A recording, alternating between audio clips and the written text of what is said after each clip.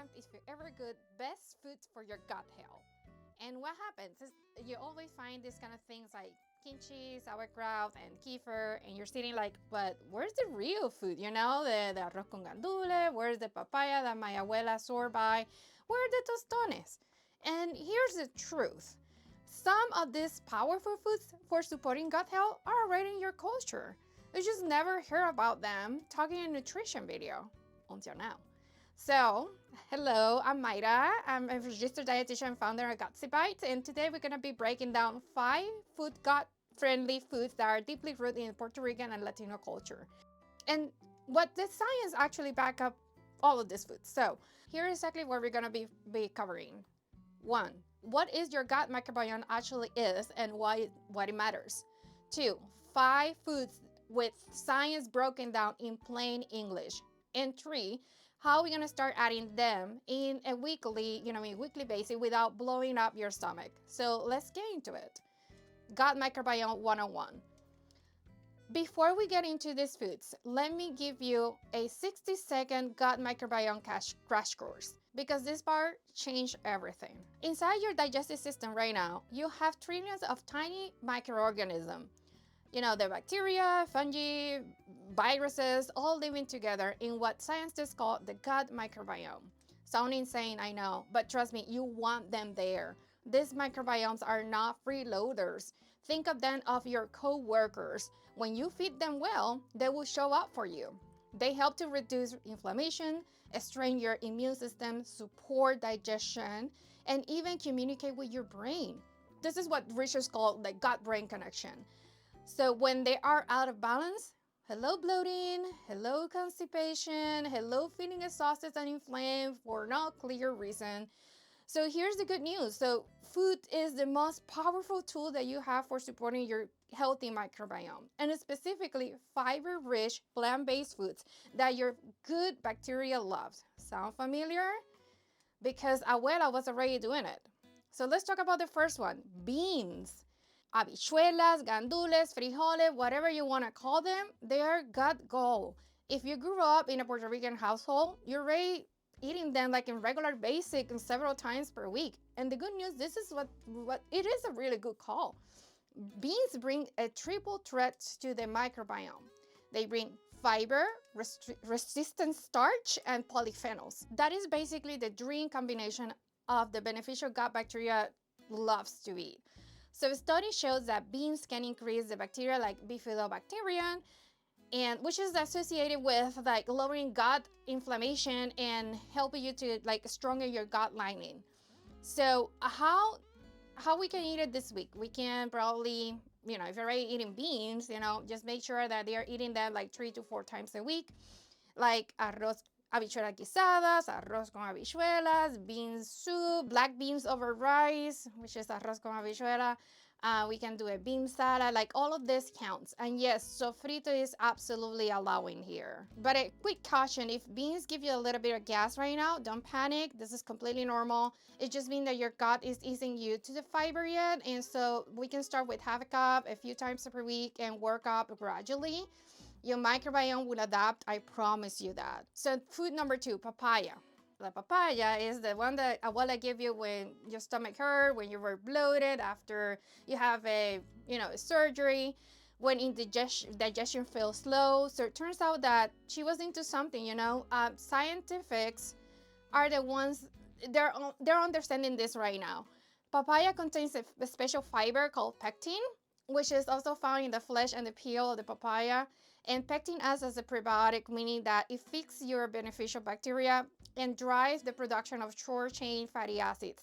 This component is the fuel of your colon cells and keep the inflammation in check.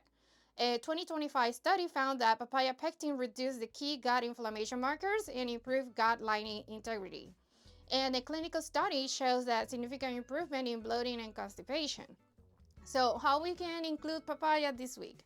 You can eat it right with a little bit of lime, blend it into a smoothie, or just eat it straight, straight like that, like the Caribbean way. Just a quick caution with this, they're naturally high in sugar, so if you're managing your blood sugars, just keep portions to 1 cup And if you're pregnant, speak with your provider before eating like large amount of unripe papaya. Food number 3, avocados. You can put this on everything, like on top of the tostones or tostadas, rice, and your gut has been quietly thanking you every time that you do this. Fats are great, but for your gut, the benefits go deeper than that. Avocados work with three mechanisms at once. They're prebiotic fiber, polyphenols, and healthy unsaturated fat. So this triple combination is very rare in a single foods.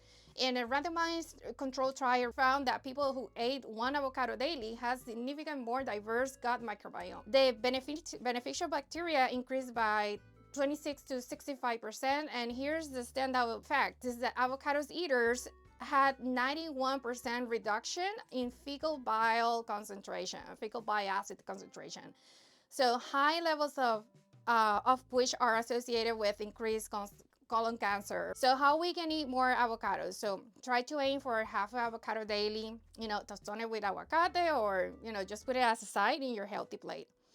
Just a quick caution, the avocados are calorie dense, so half an avocado per day is a sweet spot here. And if you have IBS, just start with 1/4 and see how you feel with that. Drop in the comments abuela new, and I will personally drop a gut-friendly, Puerto Rican recipe down there for you. Plantains, all right. So plantains is my personal favorite. Los plátanos, los tostones, maduros, mofongo, however you want to eat them, you're doing a favor to your gut, so without knowing it. The secret is the resistant starch is a type of carbohydrate that is in your small intestine and literally cannot digest. So it travels to your whole colon is intact. And there, when it comes like very powerful prebiotic that feeds bacteria like Akkermansia, strongly linked with gut barriers and better metabolic health.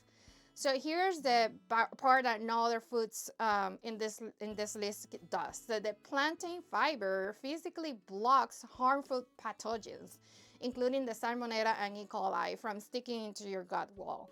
One study found that it reduced pathogen adhesion by 85%.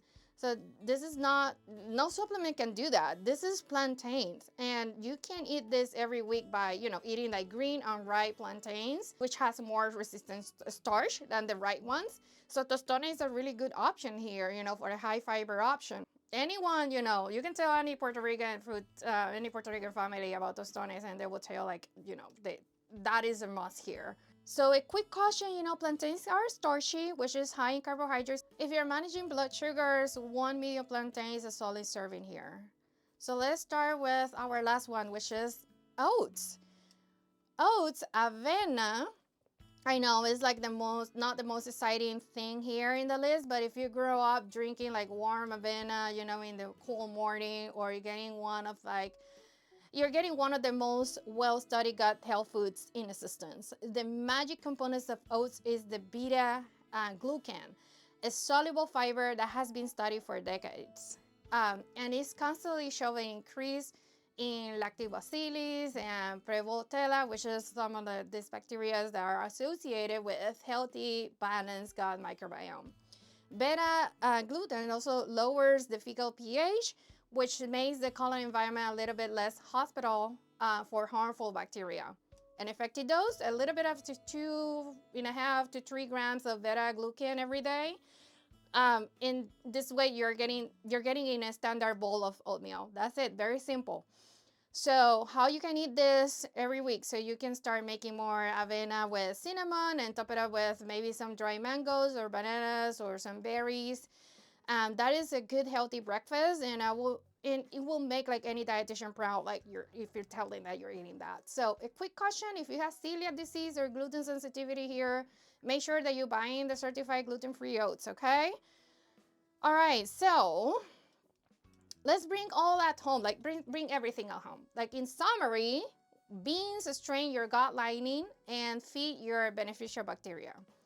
Papaya reduces gut inflammation and soothes your digestive system. Avocados diversify your microbiome and supports long-term colon health. Plantains are prebiotic, like powerhouse. They're also physically blocks harmful pathogens, and oats are the most evidence-backed gut fiber foods on the planet, and one bowl at a time can do the trick here. So here is what I want you to notice. These are not exotic superfoods from a specialty store. These are everyday foods, cultural foods, foods that have been in our communities for generations. And science is finally catching up with what our abuelas were already doing and knowing. You don't need to like overhaul your entire diet. You don't need to spend money on microbiome tests or supplements before trying this. Start with your plate. Add one of these foods this week, then another. Diversity, in your diet is one of the stronger predictors of healthy resistant gut microbiome. If you're being like struggling with bloating, slow digestion, or feeling a little bit off, this is your starting point. And I want you to personalize your gut health support that is tailored for you, your symptoms, and your culture and your lifestyle. So this is what the Gutsy Bite offer: telehealth dietitian services.